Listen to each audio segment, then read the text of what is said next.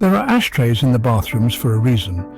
The FAA banned smoking on planes in 2000, but eagle-eyed passengers know that airplane lavatories still have ashtrays in them. The reason is that airlines and the people who design planes figure that despite the no smoking policy and myriad of no smoking signs prominently posted, at some point a smoker will decide to light up a cigarette on the plane. The hope is that if someone violates the smoking policy, they will do so in the relatively confined space of the bathroom and dispose of the cigarette butt in a safe place, the ashtray. However, if you do smoke in the bathroom, you could be fined. Ever notice the tiny hole in the airplane window? It has an important function. It's to regulate cabin pressure. Most airplane windows are made up of 3 panels of acrylic.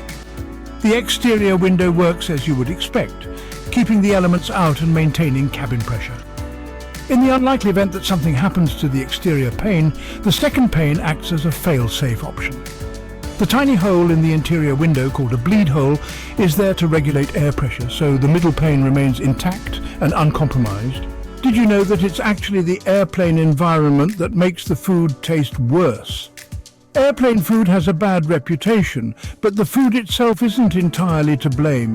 The real fault lies with the plane. A 2015 Cornell University study found that the environment inside an airplane actually alters the way food and drink tastes. Sweet items taste less sweet, while salty flavors are heightened. Low air pressure can further dull taste and smell, making everything on a plane seem bland.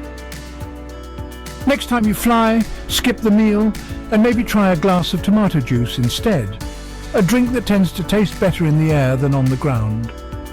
According to some flight attendants, your tray tables are oftentimes the dirtiest things on an airplane. They're only cleaned about once a day, usually when the aircraft remains overnight.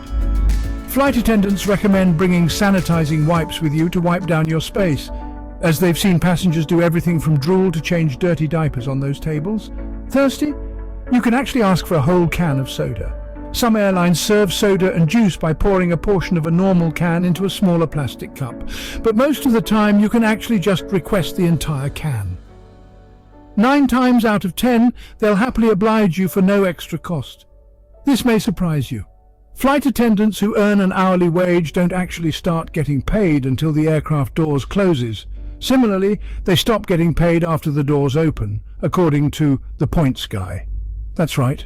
All that time flight attendants spend getting the plane ready, boarding passengers, doing safety inspections, and getting everyone off the plane is unpaid time.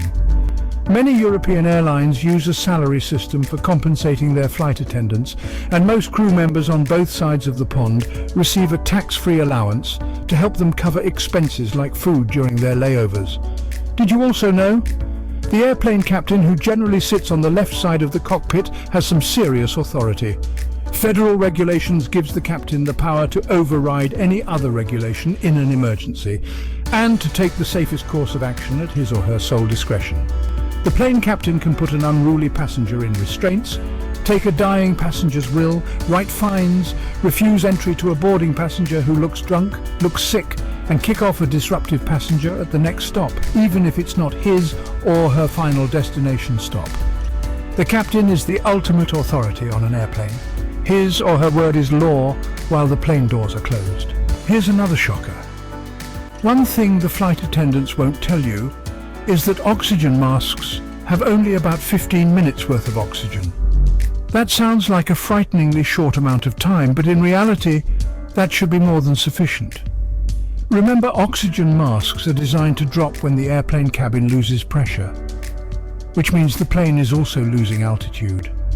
A pilot will respond to that situation by donning an oxygen mask and moving the plane to an altitude below 10,000 feet, where passengers can simply breathe normally, no extra oxygen required. That rapid descent usually takes between 3 and 8 minutes, meaning those oxygen masks have more than enough air to protect passengers. Hear this.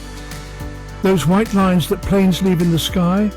Oh, they're simply trails of condensation, hence their technical name of contrails.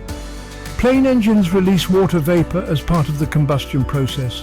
When that hot water vapor is pumped out of the exhaust and hits the cooler air of the upper atmosphere, it creates those puffy white lines in the sky.